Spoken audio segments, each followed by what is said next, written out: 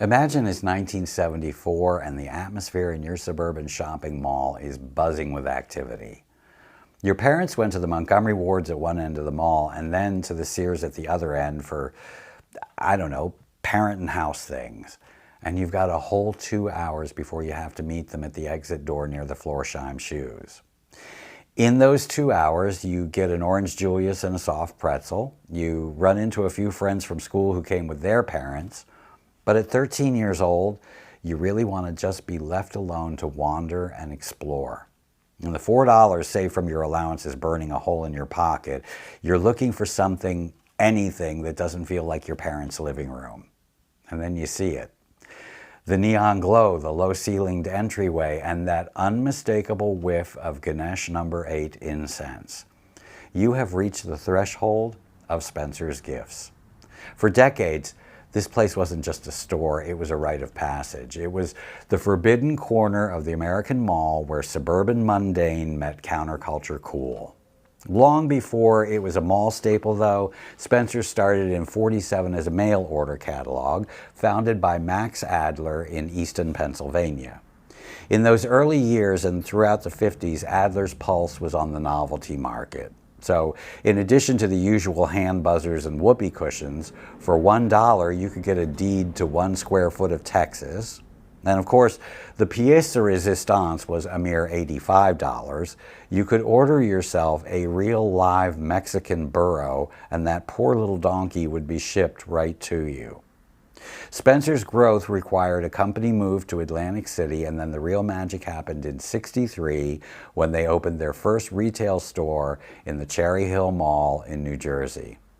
This was the dawn of the enclosed shopping mall era, but by the late '60s and throughout the '70s, Spencer's offered what the rest of the stores didn't: identity. They became the purveyors of what is now referred to as the vibe. And what did Spencer's offer that made it so magnetic aside from the aforementioned incense? Well, you know how they always say that good lighting is everything? Spencer's was the first to bring the Lava Lite to the U.S. masses, and if you had a Lava Lite in 1970, you were signaling a lifestyle.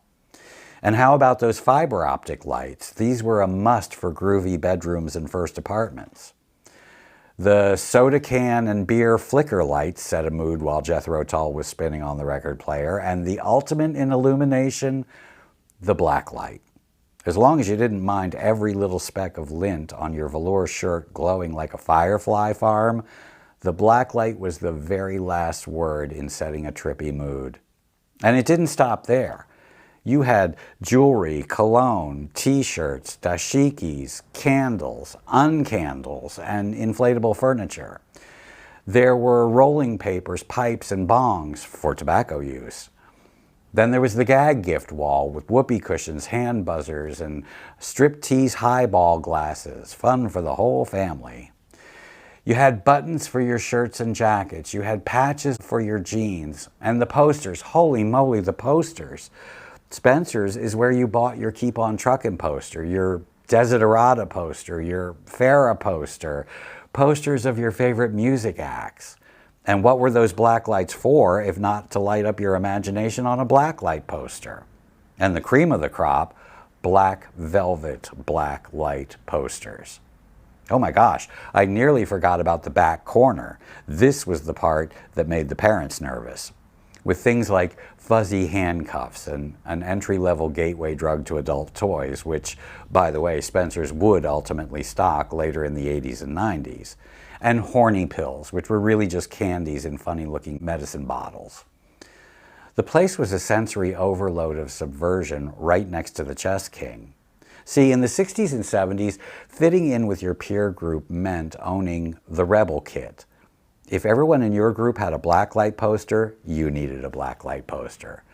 But Spencer's gave you choices and options. You could be the hard rock kid, the punk rock kid, the sweet black soul kid, the hippie dreamer, or the general all-around nerdy prankster. And you could show that you weren't part of your parents' establishment while using their allowance money to buy cheap made-in-Japan trinkets from a corporate retail chain. It was a brilliant paradox, mass-produced nonconformity. It gave kids a safe space to experiment with being edgy without actually having to leave the safety of the suburbs.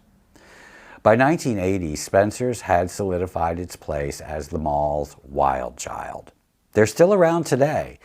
And the last time that I went into my local one a few months back, you know what? They're still burning that incense. I always learn stuff when I'm putting these episodes together for you guys. Here's what I learned this time. You know those stores that show up every fall, everywhere, Spirit Halloween? Yep, owned by Spencer's.